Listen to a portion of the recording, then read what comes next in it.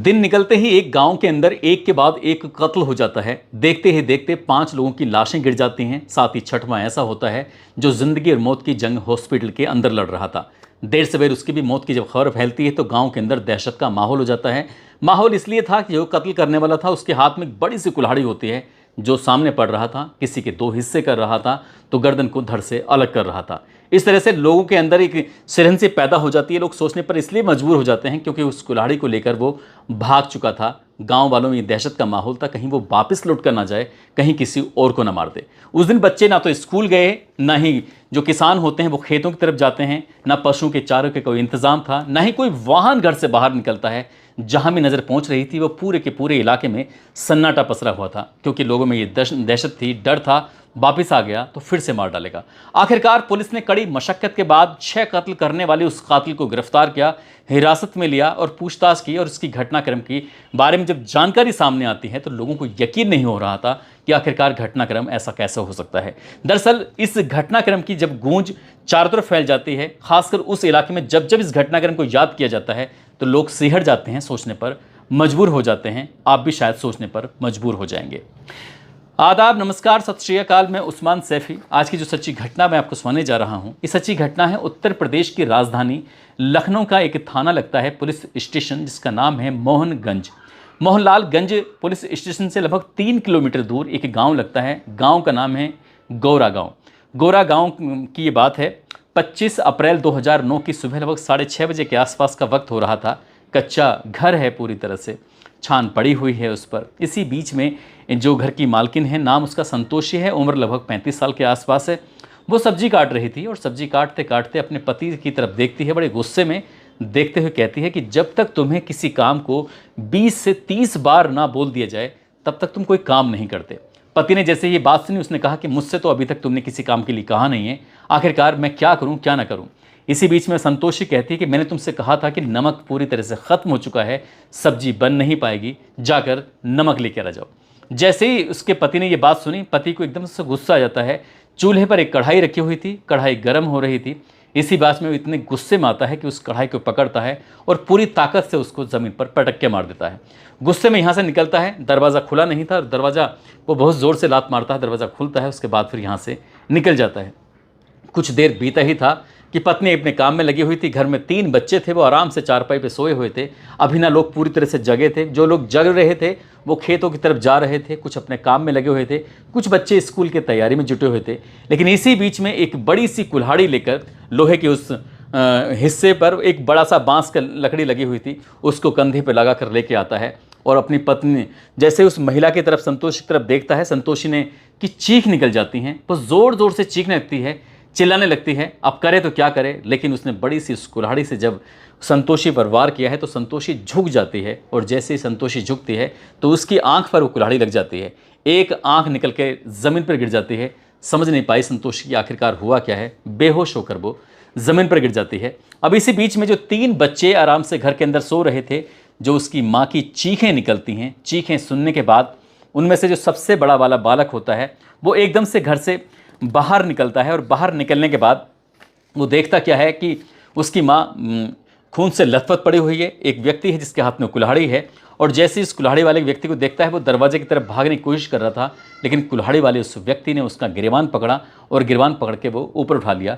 6 साल का वो बालक, नाम उसका रामरूप होता है। रामरूप रो रहा था, चीख रहा था, चिल्ला रहा था और वो बचाओ बचाओ की लगातार आवाज़ लगा रहा था।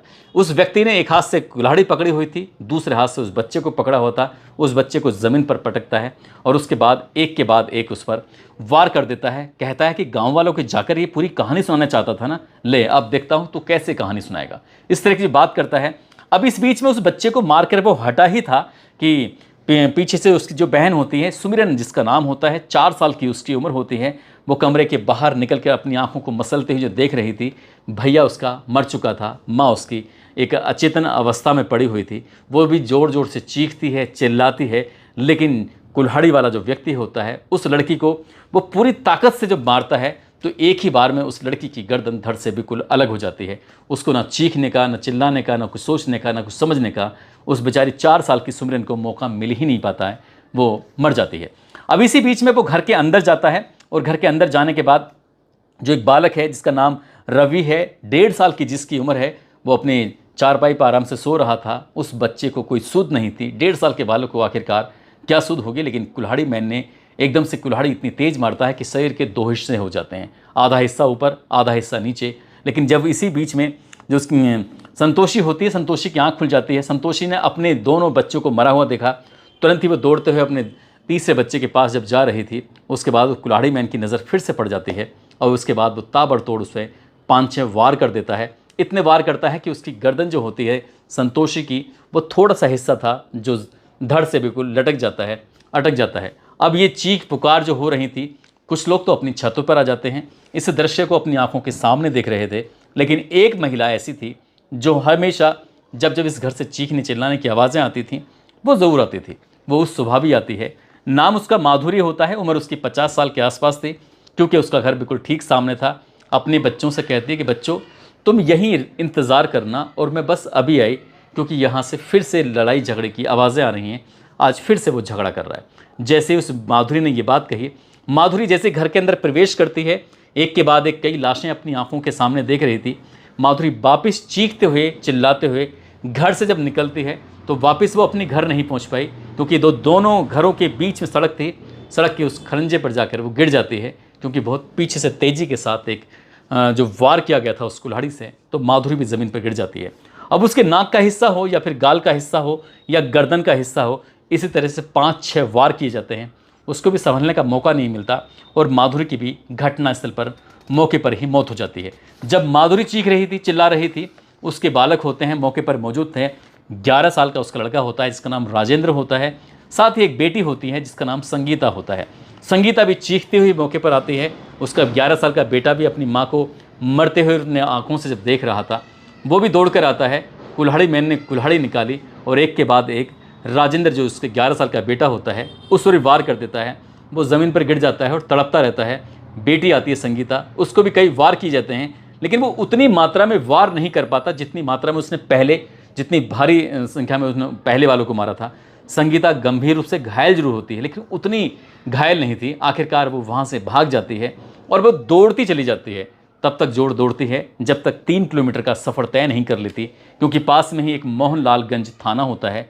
थाने जाती है और थाने जाने के बाद वहाँ एक सिपाही कांस्टेबल दिखाई देता है। कांस्टेबल से कहती है कि वो सबको मार डालेगा, तुम जल्दी से चलो, वो सबको मार डालेगा।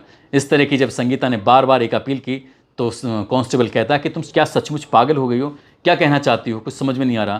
कांस्टेबल उसकी बातों को समझ नहीं पा रहा था। उसके हाथों में पट्टी बंधी हुई, पट्टी जो उसके अपना खुद का दुपट्टा था, उस दुपट्टे से उसने कटे हुए उन हिस्सों पर पट्टी बांध ली थी, ताकि उसकी जो चोट थी, जो ब्लड उसका बह रहा था, खून बह रहा था, वो रुक जाए। इसी बीच में जो एसएचओ होते हैं, नाम अशोक कुमार शुक्ला होता है, वो जैसे ही थाने के अंदर एंट्री कर रहे थे, उस लड़की ने उनके पैरों को पकड़ा और पकड़ने के बाद कहा कि मेरे घर के हर एक सदस्य को, हर शख्स को वो मार डालेगा, जल्दी चलो, मेरे भैया, मेरी माँ, इन सबको मार डालेगा।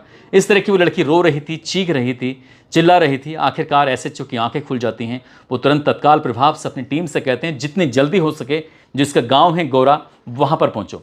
टीम वहाँ पर पहुँचती है। टीम ने जो अपनी आंखों से दृश्य देखा था, वो देखकर वो भी खुद हैरान हो जाते हैं, क्योंकि एक सड़क के बीचों बीच एक महिला है जिसकी उम्र 50 साल है। माधुरी भी मर चुकी थी। घर के अंदर जाते हैं तो संतोषी मरी हुई पड़ी है। उसकी आंखें बाहर निकली, शरीर के अलग अलग हिस्से थे जो बहुत बुरी तरह से काटे गए थे। साथ ही अंदर जाते हैं तो 2 बच्चे हैं, एक और बालक है जिसके 2 हिस्से पड़े हुए थे। आखिरकार समझ नहीं पा रहे थे कि ये किसने किया है, क्या किसने नहीं किया है।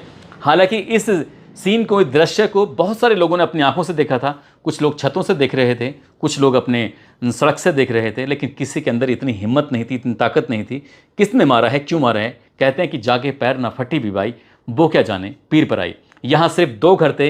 एक घर संतोषी का था, दूसरा घर माधुरी का था। माधुरी की बेटी थाने पहुँच जाती है और संतोषी घर में कोई ऐसा बचा नहीं था। उसका पति कहाँ है, कोई बताने को तैयार नहीं था। आखिरकार पुलिस ने कई लोगों को हिरासत में लिया और हिरासत में लेने के बाद ये जानने की कोशिश की कि आखिरकार मामला क्या है। एक लड़का जो 11 साल का था, वो गंभीर रूप से घायल हो जाता है। नाम उसका राजेंद्र होता है और मुकदमा दर्ज कर लिया जाता है 265/2009 आईपीसी की धारा 302, 301 के तहत मुकदमा दर्ज हो जाता है।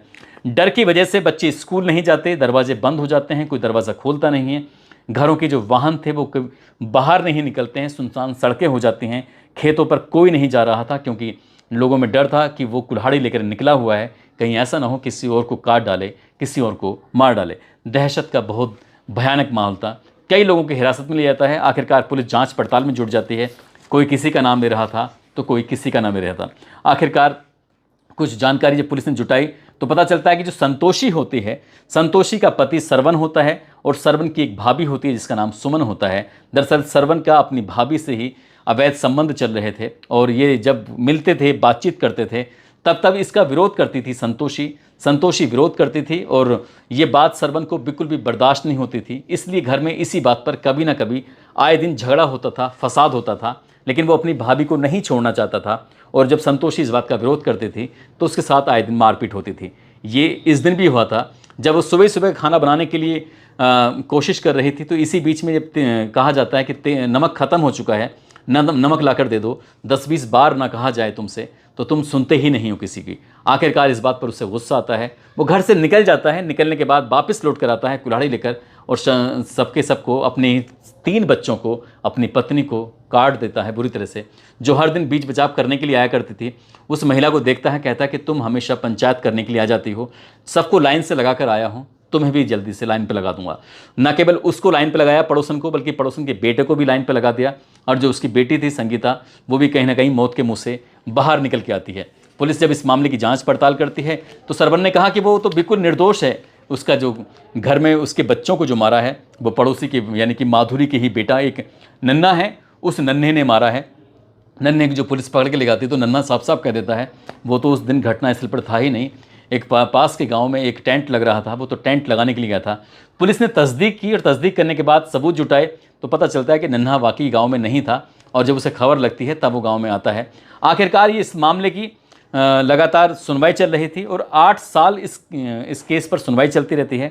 8 साल इनके अगस्त 2017 की बात है। लखनऊ की अदालत ने सबूतों और गवाहों के बयानों को मद्देनजर रखते हुए अदालत ने यह फैसला सुनाया कि सरवन ने ही अपनी भाभी से अवैध संबंधों के चलते अपनी ही पत्नी का जो लगातार वो विरोध करती थी उसका कत्ल कर दिया और ये सब कत्ल किया था उसने अपनी सगी भाभी के कहने में आकर। इसलिए सरवन को सजाए मौत का हुक्म सुनाती है और इसको फांसी के फंदे पर तब तक लटका कर रखा जाए जब तक इसके प्राण ना निकल जाएं। साथ ही जो उसकी भाभी होती है जिसका नाम सुमन होता है, सुमन के बारे में कहा जाता है कि इसने उसको इतना उकसाया था इसलिए इस पर 4 साल की सज़ा सुनाई जाती है। उन पर अर्थदंड भी सुनाया जाता है। मामला फिर हाई कोर्ट पहुँच जाता है और साल 2022 की ये बात है, हाई कोर्ट की तरफ से ये फैसला आता है कि जो निचली अदालत ने या सेशन कोर्ट ने जो फैसला दिया है उसको ही बरकरार रखा जाएगा। ये फैसला वैसे ही बरकरार रखा जाता है, लेकिन जब जब इस घटनाक्रम की बातें आती हैं सुनने के लिए सामने आती हैं तो तब लोगों के अंदर सिरहंसी पैदा हो जाती है, क्योंकि कातिल जो होता है वो वैसे तो पेशे से मजदूर था, कोई ज़्यादा वैसा काम नहीं करता था। जब उसकी भाभी की शादी या भैया की शादी हुई थी तब उसकी उम्र 17 या 18 साल के आसपास होती है। तभी से अपनी भाभी से प्रेम संबंध में पड़ जाता है और उसकी भाभी भी के ऐसा लगता था कि जो उसका भाई है शायद वो उतना सक्षम नहीं है जितना क्या उसका देवर सक्षम था, इसलिए वो अपने देवर के साथ ज़्यादा खुश रहना पसंद करती थी। इसी बीच में सरवन की शादी हो जाती है। उसकी पत्नी को इस बात का पता चल जाता है। पत्नी को जो पता चलता है तो वो विरोध करती थी और विरोध ही नाकाबिले बर्दाश्त हो जाता है और एक के बाद एक 6 कत्ल हो जाते हैं।